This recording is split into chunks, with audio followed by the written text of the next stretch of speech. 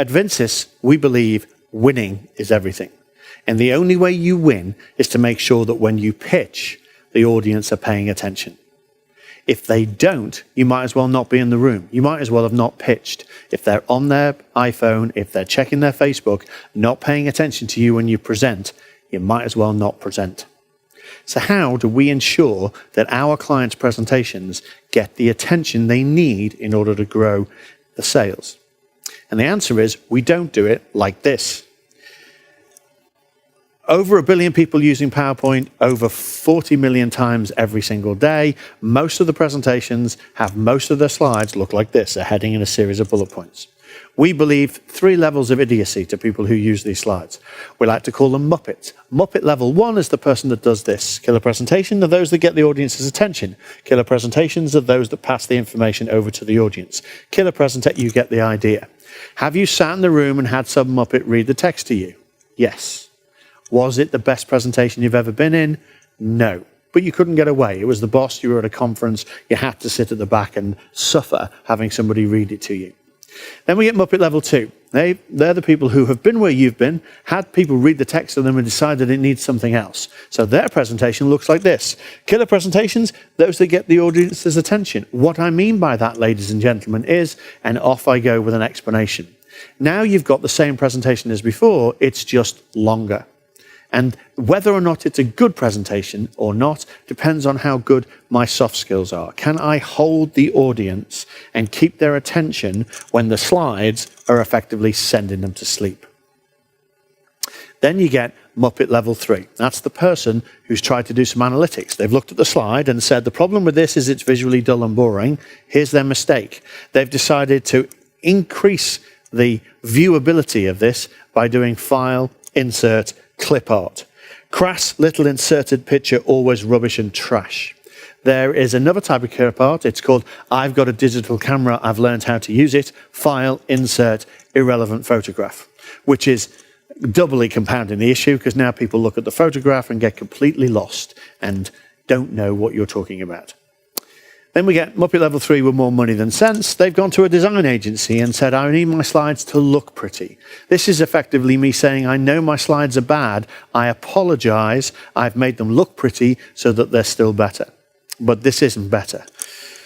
The problem with this is it takes 20 seconds to read if you're thinking in English, and most presenters can't shut up for more than 6 seconds, and the brain will only pay attention for 6 to 9 seconds before it switches the modality and starts to listen to the presenter instead of looking at the visuals. It's a little bit like if I sit you in an art gallery and ask you to look at a Monet for 3 hours, you will have checked your iPhone within 20 minutes and gone for a pee at some point.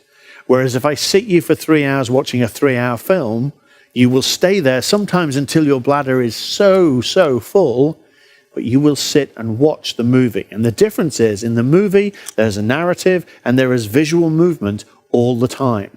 And that's not here in this slide. So here's how we would do this slide. Exactly the same information, but we'll get rid of the text and replace it with a diagram. And this is what we call visual cognitive dissonance. Visual because you're looking at it, cognitive because you're thinking about it, and dissonance because this doesn't mean the same thing as the bullet points on the previous slide, and so you're trying to solve the puzzle. You're trying to work out what's going to happen next. How much more powerful will your presentations be if your audience want to know what you've got to say? How much more effective will your sales presentations be if your prospects want to listen to your salespeople because the slides are enticing? So, some of you are getting irritated with these 2 balls on the screen and no explanation, so let me explain. There are 3 essential ingredients to a good presentation. Me, the presenter, for without me, no presentation. You, the audience, for without you, no effective presentation. This then represents anything that gets in the way. Could be you can't hear it or you can't see it. Then we've got the distractions. Could be your iPhone or your BlackBerry or somebody coming into the room or going out of the room. In a live presentation, unlike this video, you can't pause it, deal with it, and then come back. You can't watch it a second time. It is what it is. If you're distracted, you're distracted. And then you need a specific, measurable, action-oriented, realistic, or timed objective. In a training environment, we would call that a learning objective. In a sales environment, we call that the value proposition. And the definition of a good presentation is this and only this. Can I take this message and bring it across to the audience. If I can get it through the barriers and through the distractions, it's a good presentation. If I fail to do that, it's a bad presentation and a waste of time. Now, in a live presentation, at this point, we would ask you to write down how many bullet points you can remember from the previous slide. And I'll tell you, 10,000 people who've been through our training will tell you that actually they can only remember 1, maybe 2 of the bullet points that were on the previous slide. But when you ask people to draw the diagram that I just presented, 10,000 people can draw the diagram. And if you ever do this live with you, we'll show you that not only do they draw the diagram, they also remember the sequence of the diagram, and often they remember the non-visual elements, i.e. the narrative and the patter that goes around it. So they will, when asked to draw the slide, they will happily draw a version of the diagram and recreate it. Almost 100% of them. 90% of them get it in the right order, and 90% of them also remember the narrative that goes with it. Well, ask yourself a simple question then. Do you want slides that look like this, which are hard to deliver and low in effectiveness, or do you want to transform them into slides like this that hold people's attention and have them remember and recall the information? That's visual cognitive dissonance. And it's the way of making your presentations engaging.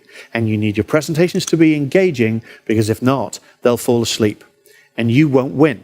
And at M62, Vincis, we believe winning is everything.